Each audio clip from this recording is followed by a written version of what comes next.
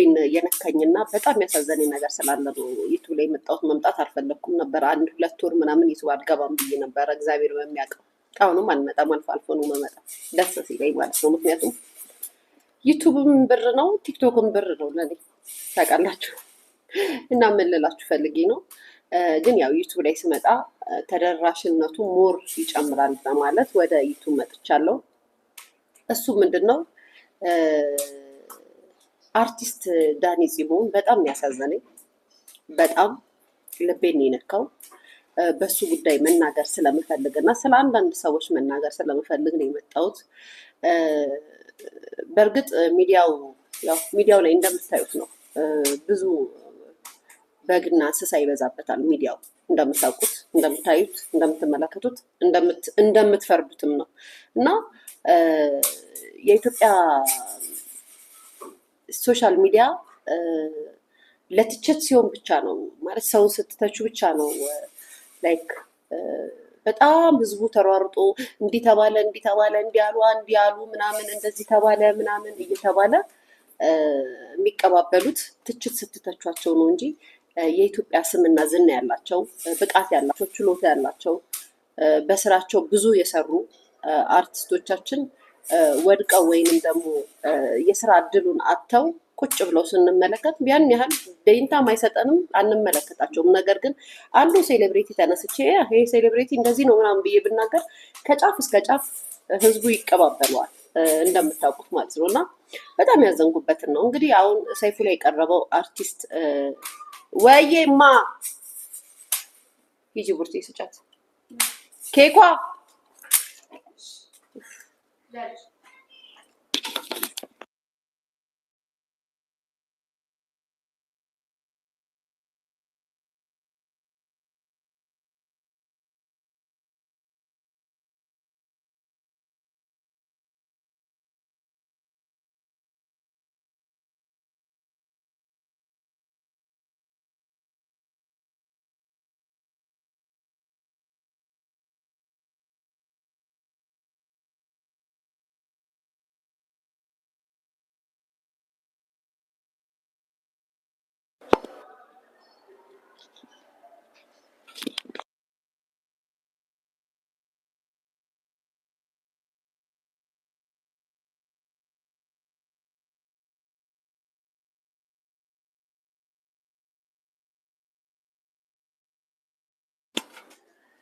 ከአንቺ በላይ የሚተች የለም አለ ወይ? የኔ ትችት እኮ ደስ ይላል ማሪ፣ ሪያሊቲውን እንጂ የውሸት ትችት አይደለም። እኔ የምተቸው ባይዘው እኔ ስተች ስለ አንድ ሴሌብሪቲ የሆኑትን ነው የምናገረው፣ ያልሆኑትን ከመሬት ፈጠሬ ስማቸውን ለማጥፋት ምንም አልጠቀምም። ያው የሚታወቅ ነው እሱ።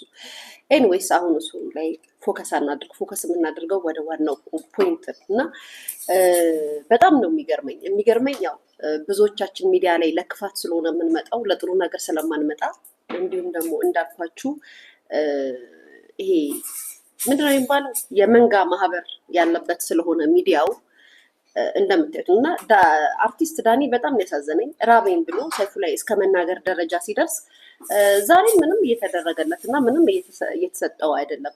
በነገራችን ላይ ሶሻል ሚዲያ ላይ ወይንም ደግሞ ቢዝነስ የሚያሰሩ ሰዎች የቢዝነስ ሰዎች ወይንም ደግሞ የአርቱ ሰዎች የዘመኑን ቲክታከር እውቀትም ብቃትም የሌላቸው ዝም ብለው ደጋፊ ስላላቸው ብቻ ምንም ኮርስ የማይጠይቅ ነገርን እያሰሩ ነው ያሉት።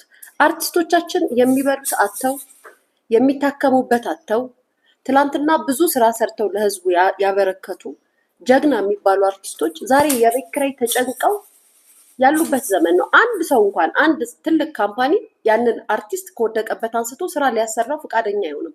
ምክንያቱም ካምፓኒ ድርጅትም ያላቸው ሰዎች ምንድነው የሚፈልጉት? ምንድነው የሚመኙት? ሶሻል ሚዲያ ላይ በሜካፕ በስም በአድናቆት በመንጋ በመሀይብ የተደራጀ ደጋፊ ያለውን ሰው ነው እንጂ የሚፈልጉት አገራችን ላይ ብቃት ያላቸው ሰርተው ለሀገርም ሆነ ለህዝብ ጥሩ ነገር የሰሩ ማለት በችሎታቸው የምንደምምባቸው። እስኪ ጋይስ ወደኋላ ሄዳችሁ ተመልከቱ። የትኛውን ሴሌብሪቲ ነው አንድ ትልቅ ድርጅት ጠርቶ ማስታወቂያ የሚያሰራው? ማለት ለማስታወቂያው አንሶ እኮ አይደለም፣ ለማስታወቂያው ብቃት አንሶ አይደለም፣ በፍጹም አንሶ አይደለም። ነገር ግን ሶሻል ሚዲያ ላይ የሚደርስባቸው ተጽዕኖ ሶሻል ሚዲያ ላይ ድርጅታቸው ስማቸው እንዳይጠራ ወይንም ደግሞ ስማቸው እንዳይተች በማለት ሶሻል ሚዲያ ላይ ያሉትን ኢንፍሉዌንሰሮች ወይንም ደግሞ ከምንም ነገር ጋር የማያገናኛቸውን ሰዎች በሚሊየን ብር እየከፈሉ ያሰራሉ። ማሰራታቸው ጥሩ ነው። በነገራችን ላይ በማሰራታቸው ምንም ቅር የሚለኝ ነገር የለም። ነገር ግን አርቲስቶቻችን ብላችሁ ልክ ስለ አርቲስት ትችትና የሆነ ነገር እንዳደረጉ ስትናገሯቸው ማለት ነው አስናጭነሽ ምናምን ስምሽ ራሱ ሲጨንቅ ማለት አሁን ከአንቺ ጋር መግባባት አልችልም። ና ማዳም የላ ሩሂ የላ ከአንቺ ጋር ስምሽ ራሱ ስምሽን መናገር መጻፍ እንኳን አትችይም። እንኳን ከኔ ጋር ልታወሪ ሂጂ ከዚህ። ኤኒዌይስ ይህ ሴሌብሪቲ ይህ ዝነኛ ሰው ትላንትና በትላልቅ መድረክ ላይ የሀገራችንን ትልልቅ የሆኑ ገጸ ባህሪያቶችን ሰርቶ የነበረ ሰው ዛሬ ሚዲያ ላይ ወድቆ ራበኝ ሲል ዛሬም ትላልቅ ድርጅት ካምፓኒ ያላችሁ ትላልቅ ስምና ዝና ያላችሁ ማለት የምታሰሯቸውን ሰዎች ልትጋብዙና ልታሰሩት ወይንም ደግሞ ልታግዙት ፈቃደኛ አይደላችሁ። አፋችሁን ዘግታችሁ ቁጭ ብላችሁ ሶሻል ሚዲያ ላይ የሚደነቀውን ይሄ የሚታየውን ነገር ብቻ ፑሽ እያደረጋችሁ ሰፖርት እያደረጋችሁ ነው ያላችሁት። ከዛም በኋላ ባይዘዌ የምታቀርቡት ወይም የምታመጡት ነገር እኮ ለህዝብ ነው የሚመጣው አይደል? ህዝብ የሚወደውን ነገርና ህዝብ የሚመለከተውን ነገር ነው ያየውን ነገር ነው የሚወደው። ነገር ግን ምን እውቀት ከሌለውና ባዶ ከሆነ ሰው ጋር እንደዚህ አይነት ነገር ዲል ስታደርጉ ትናንትና ለሀገር ብዙ የሰሩትን ሴሌብሪቲዎች ዝነኞችን አለማንሳታችሁ ለራሳችሁ አይወቅሳችሁም? የምሬን ነው። ቢያንስ እንኳን አቅም ያላችሁ ሰዎች እንደዚህ አይነት ማስታወቂያ የምታሰሩ ሰዎች ለምንድን ነው በጣም ትልልቅ ስም ያላቸውን ሰዎች ዞር ብላችሁ መመልከት ያቃታችሁ? ማንሳት ያቃታችሁ? በብቃት ከሌሎቹ አንሰው ነው?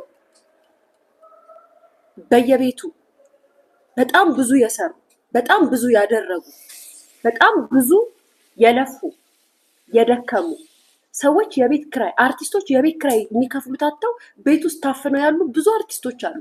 ብቃት እያላቸው ችሎታ እያላቸው ነገር ግን የሚጠራቸውና የሚያሰራቸው አጥተው ጥጋቸውን ይዘው ተቀምጠዋል።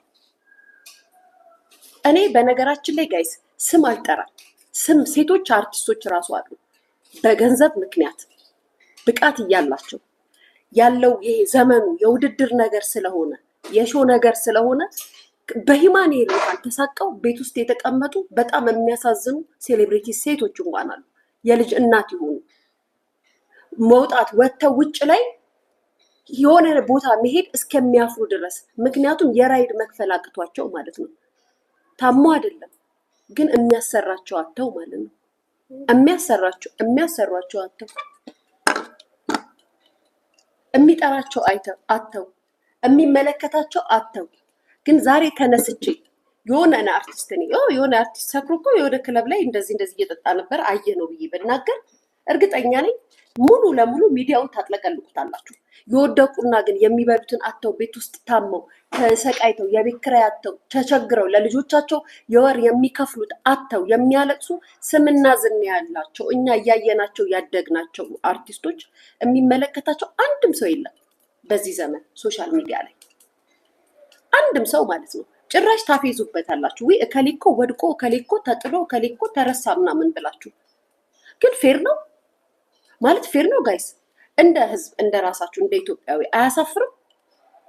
ትላንትና እነሱን እያየን ያደግናቸው ሴሌብሪቲዎች ዝነኞች የሚያሰራቸው አጥተው የሚመለከታቸው አጥተው ስራ የሚፈጥርላቸው የሚከፍላቸው አጥተው እነሱ ቁጭ ብለው ምንም ብቃት ለሌላቸው ሰዎች ስትሸልሙና ብራችሁን ስታፈሱ በጣም ያሳዝናል።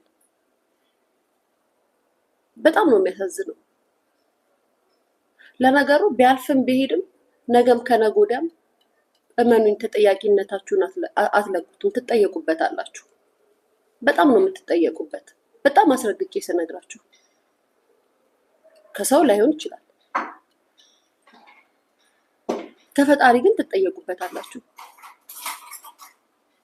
ለልጆቻቸው የትምህርት ቤት መክፈል አቅቷቸው ለልጆቻቸው የትራንስፖርት መክፈል አቅቷቸው እነሱ ወጥተው ትራንስፖርት ይዘው መሄድ አቅቷቸው ብቃት እያላቸው ሸሽጋቸዋቸው ትቷቸዋቸው ሌሎችን ዝም ብለው ወጨበሬ የሆኑትን እየሰበሰባችሁ ገና ለገና ሚዲያ ላይ አድናቆትና ዝና አላቸው ብላችሁ የራሳችሁን ቢዝነስ ስትሰሩ ሀይ ማሪ ስትሰሩ ታሳዝናላችሁ።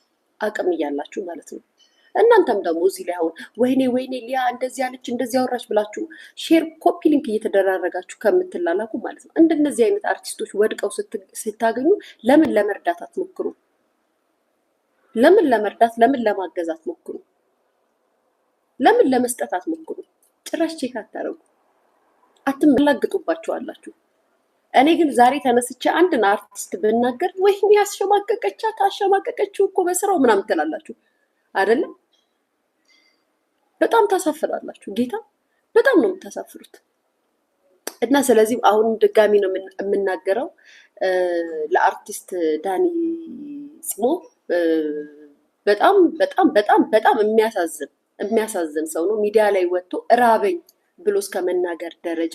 ምክንያቱም በጣም ብዙ እዚህ ውስጥ እየመጣችሁ በነገራችን ላይ ትርኪ ምርኪ ሰዎች ስም አትጻፉ። እዚህ ውስጥ እየመጣችሁ ስም አትጻፉ። በልካችሁ ልክ ስለሆነ የምታውቁኝ እኔ በምታውቁት ሚዲያ ላይ በምታውቁት ልክ ስለሆነ የምታውቁኝ የምታወሩት በባካችሁ ስም አትጻፉ።